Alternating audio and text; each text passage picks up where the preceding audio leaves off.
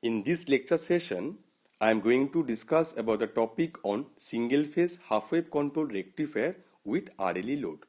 Before going into this lecture session, first we should understand what is the concept of RLE load. So at first, let we consider a simple loop construction of DC motor.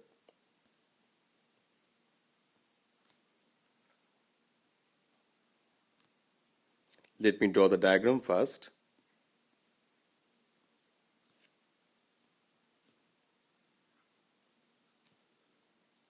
This is suppose N pole, this is S, and this is a flux line, and the direction of the flux, that is from N to S pole in this way, and we can place a single copper conductor, rectangular shaped, which is directly connected to the DC supply, that is V in. So this is actually the loop construction of DC motor. And just recall the operation. That means when we have applied the DC supply, then the current starts flowing throughout the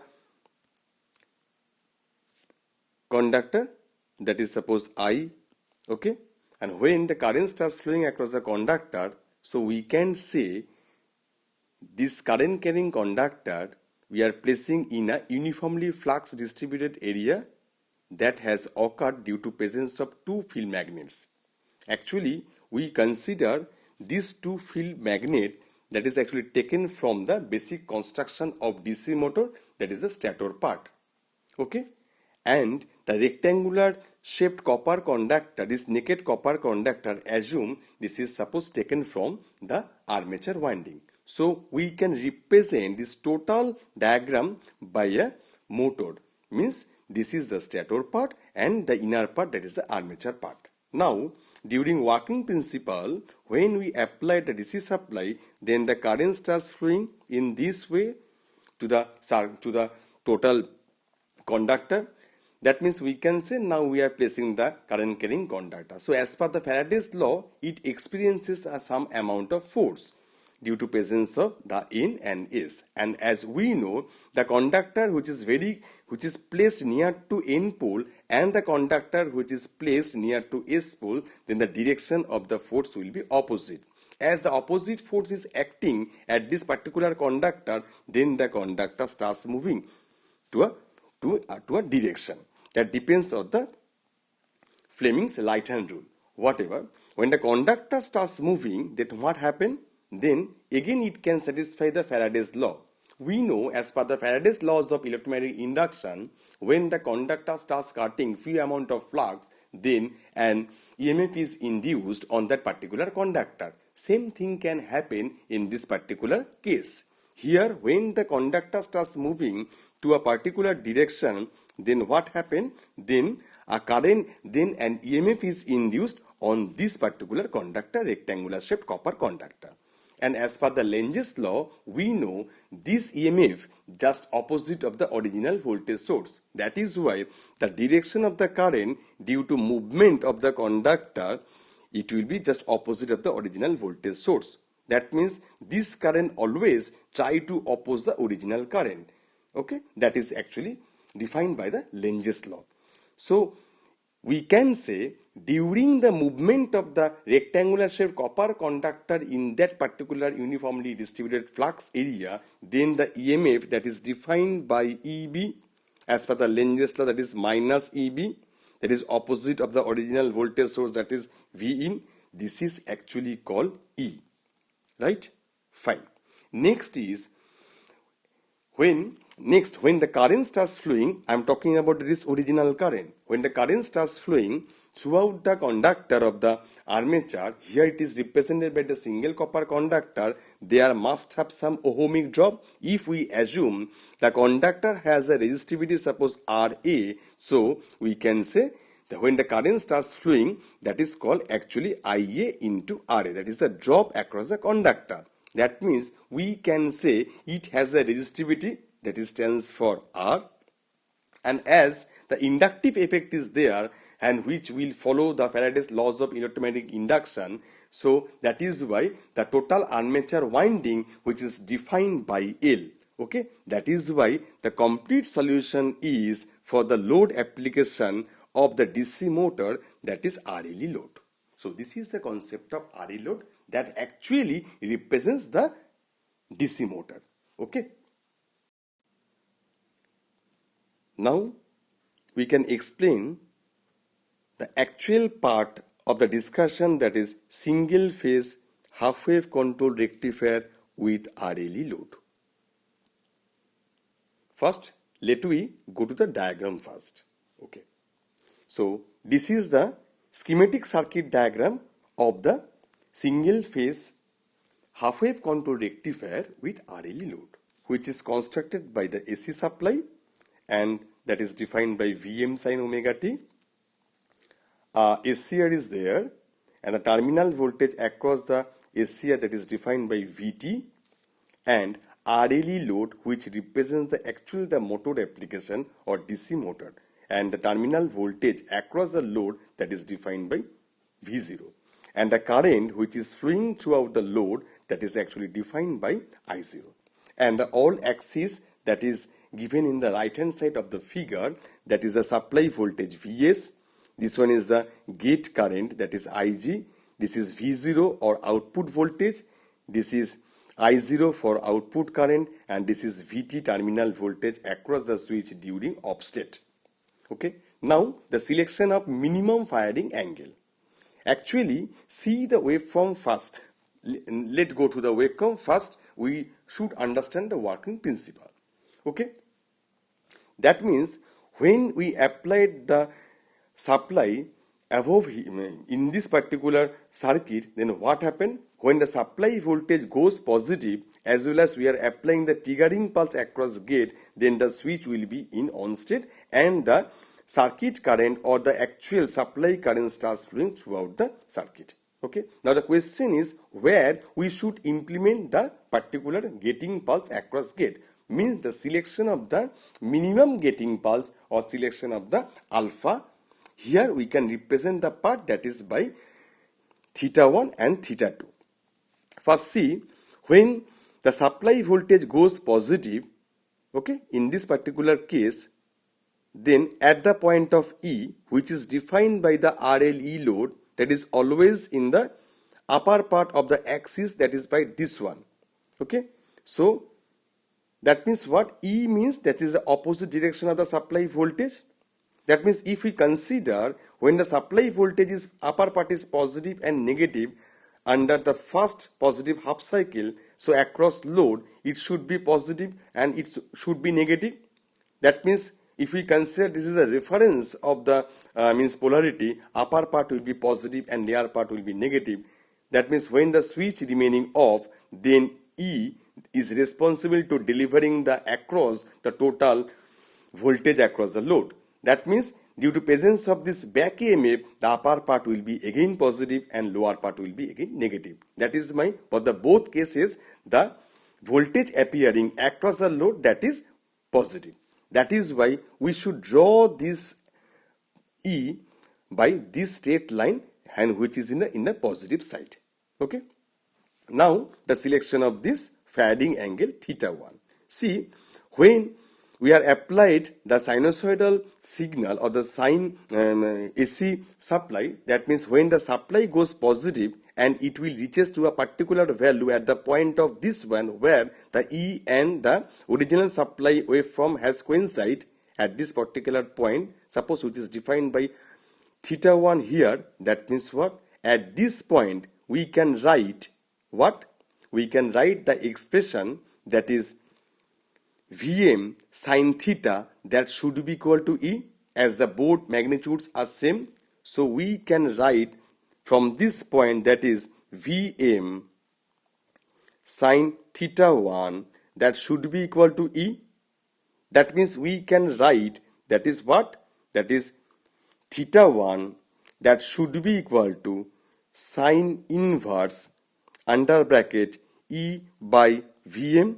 That means this is the minimum amount of firing angle up to which if we apply the gating pulse at this point 0 to theta 1, the SCR will not be triggered.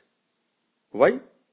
Because in between this particular position, all the cases see E is in higher magnitude with respect to supply voltage, as the nature of supply voltage is gradually increases up to the point of E at the point of theta 1. That means before theta 1, all the cases the value of supply voltage that is less than the value of back EMF E. That means if considered in this diagram up to the point of alpha 1, the supply voltage, the magnitude of the supply voltage is less than the back EMF E. That means the thyristor will be in reverse biasing condition. Under any situation, it will not be turned on. That is why if we want to turn on this thyristor, that means the firing angle should be higher with respect to theta 1.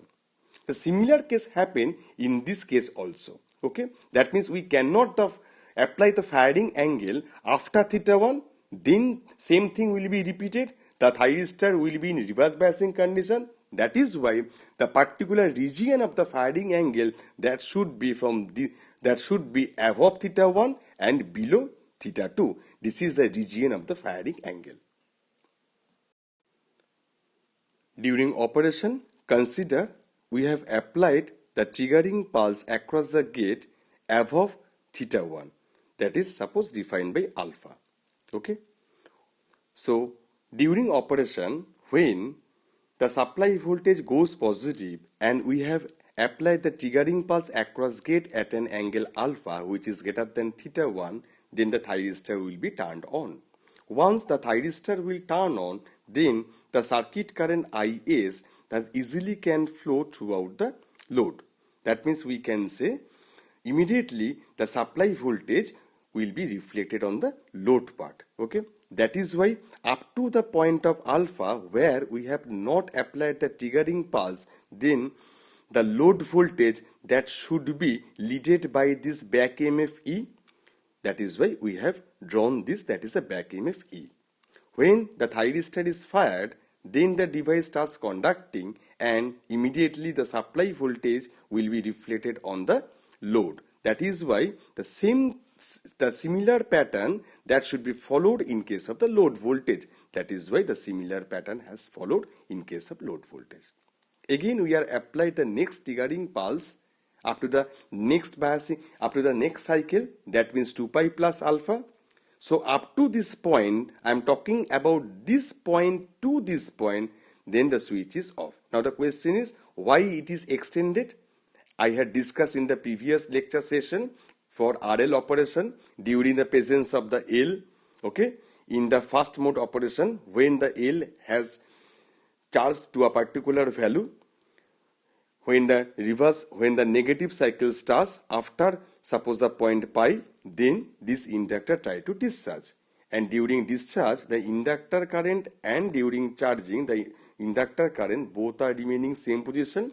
That is why during discharging path, so still the device is under on state as we are applied the reverse biasing across the switch. That is why up to the point at which the stored energy of the inductor that will not completely discharge, then the switch will not be off. That is why it will be extended up to this point from pi to beta. Anyways, so we can consider due to presence of this RL load, the total conduction time, that is beta minus alpha, which is defined by this one. Okay.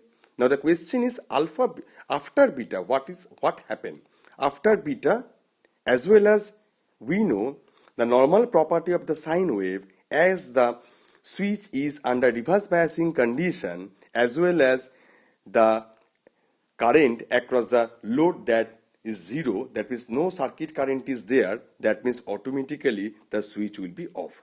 Once the switch is off, then immediately the voltage appearing across the load that is not coming from the supply voltage, that should be followed by the back EMF E. That is why it will not be zero, it will be, that is E again.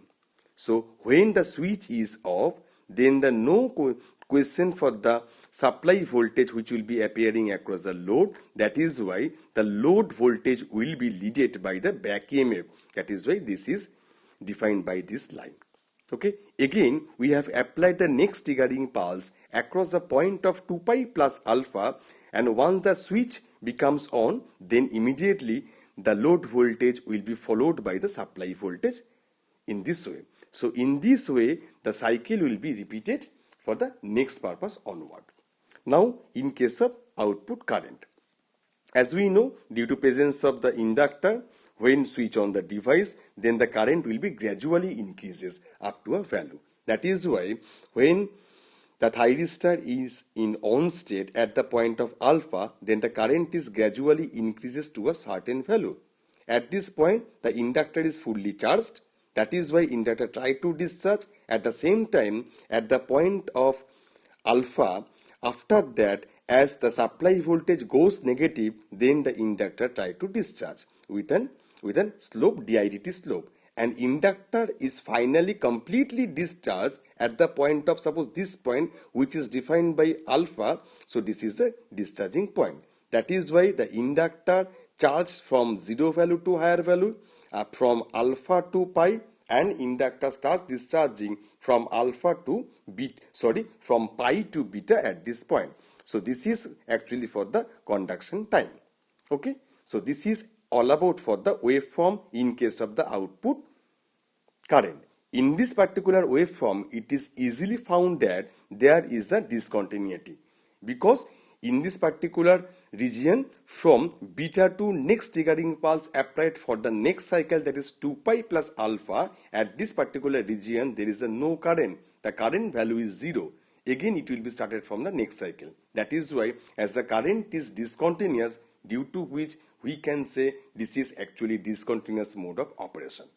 So now this is all about for the all parameters, suppose Vs, Ig, V0 and I0. Now I am talking about Vt. It's a very simple part. As we know, in case of any switch, when the switch is on, then the total supply voltage will be appeared across load. When the switch remains off, then the total supply voltage will be appearing across load. Will be appearing across that switch. That is why in this particular region from 0 to alpha, then the switch remains off. That is why the supply voltage will be appeared across this particular switch. Similarly, at this particular region, when the switch was in not conducting state, I am talking about, that is beta to 2 pi plus alpha, in this particular region, again the total voltage or supply voltage will be appeared across Vt.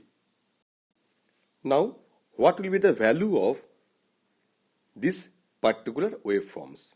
See, during off state of the switch, just I am talking about this switch, during off state, the voltage across this part, it will be Vm sin omega t, and the voltage across this part, it will be minus E or DC.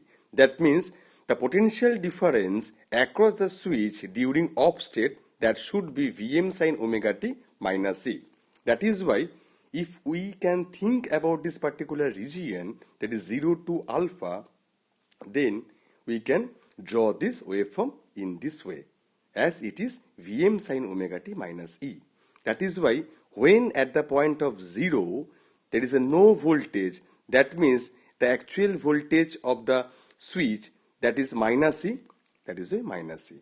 Now when the supply voltage increases with a certain value, that is why the supply voltage increases with a certain value, and when it is reached up to the point of sin n, that is Vm sin alpha, then this point is defined by Vm sin alpha. So this is the actual waveform due to presence of the which is appearing across the switch during off state. Similarly, we can explain this part also. Okay, in this particular case, the supply voltage is maximum for the reverse, for the negative biasing condition or negative half cycle, that is defined by Vm. As I know, in the previously, it is the back EMF is there, that is why it should be added to back EMF. That is why we can say this particular peak that is defined by E plus Vm. Similarly, this point will be Vm sin alpha, as this point is defined by alpha. That is why expression should be Vm sin alpha minus E. Okay, and this can be represented by E plus Vm sin beta minus alpha, as this point is defined by beta minus alpha. That is why this is the expressions for the waveforms. Okay, as the RL load is there, that is why similar to previous lecture, we are going to analyze the total operation through two parts, one steady state operation and through transient operation. First, we are going to discuss about the total situation that can be happened for steady state operation. Okay, so in steady state operation, from the circuit diagram, we can write the voltage equation, that is Vm sin omega t equal to R into I0 plus L into I0 dt plus E. Okay, now go to the diagram first. So in this diagram, it can be easily identified that when the supply voltage is Vs, then the voltage drop across throughout the circuit, that is first is I0 into R, if we consider the I0 is the output current, and L plus L into di0 dt plus additionally the back EMF is there, that is defined by minus E. That is why we can write the expression that is I0, we can write the expression that is this one, R into I0 plus L di0 dt plus E. Okay, now the first thing, the solution of the equation.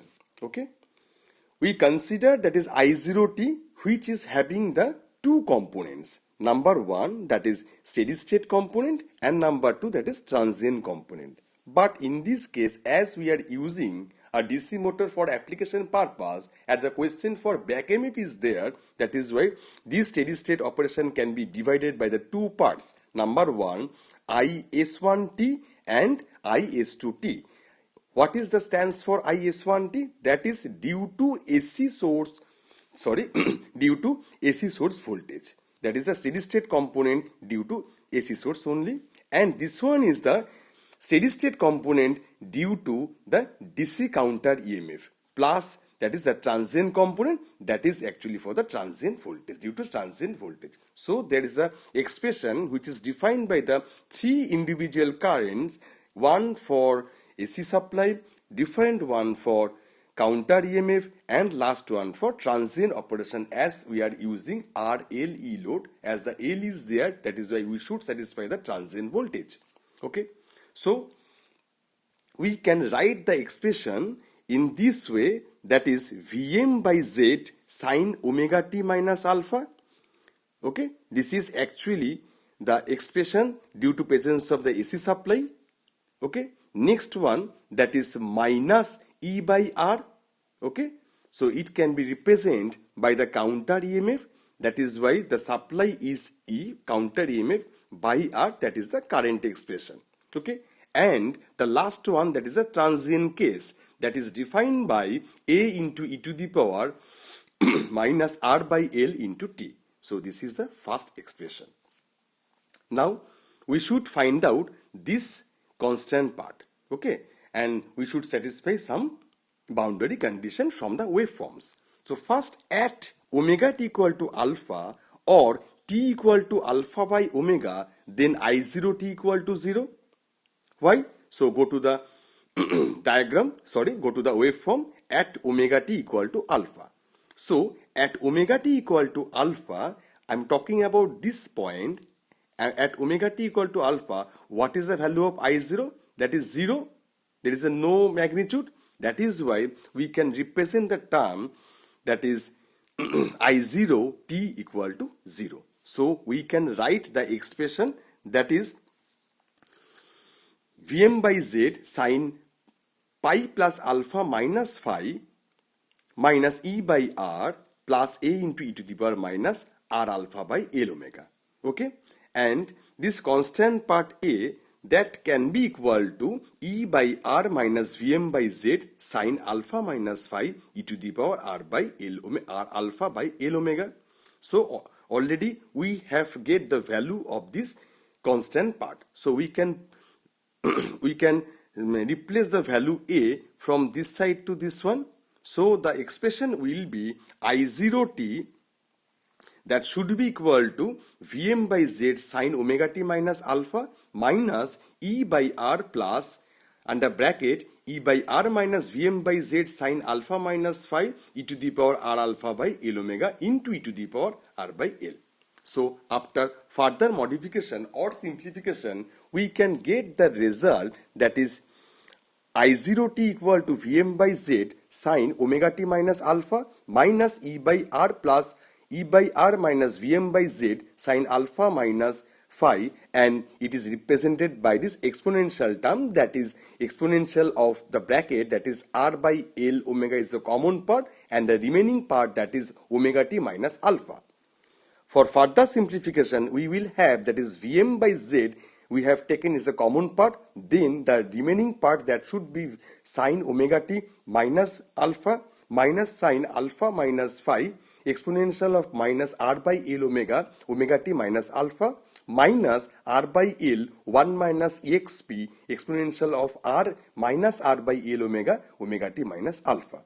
So from this above equation, we can easily find out the alpha term. But now in case of the extension angle beta depends upon the above expression, so the average output voltage can be defined by this expression, that is I DC, that should be equal to the voltage by R, as it is a steady state operation, or we are going to calculate the average value, that is a no question for Z, that is depends on the R.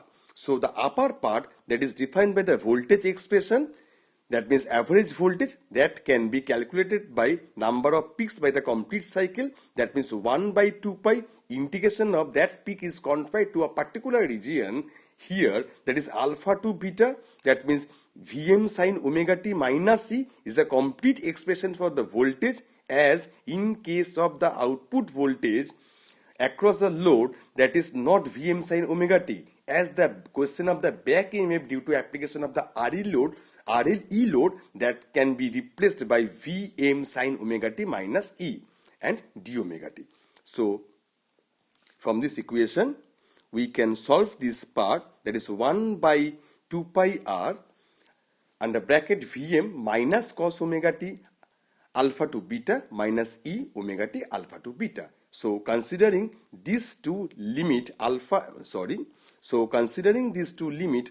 to beta, we can have the expression, that is 1 by 2 pi R Vm cos alpha minus cos beta minus E into beta minus alpha. Okay, so this is actually the expression for average output current. So this is the expression for average output current. Okay, now we can calculate easily the average output voltage by using this expression. That means VDC, that should be equal to E plus IDC into R. So average output voltage, that is the actual voltage across the load as well as the back EMF, as the back EMF, the nature of the back EMF, that is a DC supply or a normal steady, means it has a constant magnitude. That is why we can add this part, means E plus IDC into R. Okay, so the final expression for the VDC, that is equal to E plus 1 by 2 pi Vm cos alpha minus cos beta minus E into beta minus alpha. So in this way we can calculate the average output voltage and average output current, as well as all the steady state and transient component during the operation. Okay, so thank you very much for investing your valuable time for my lecture session. Thank you very much.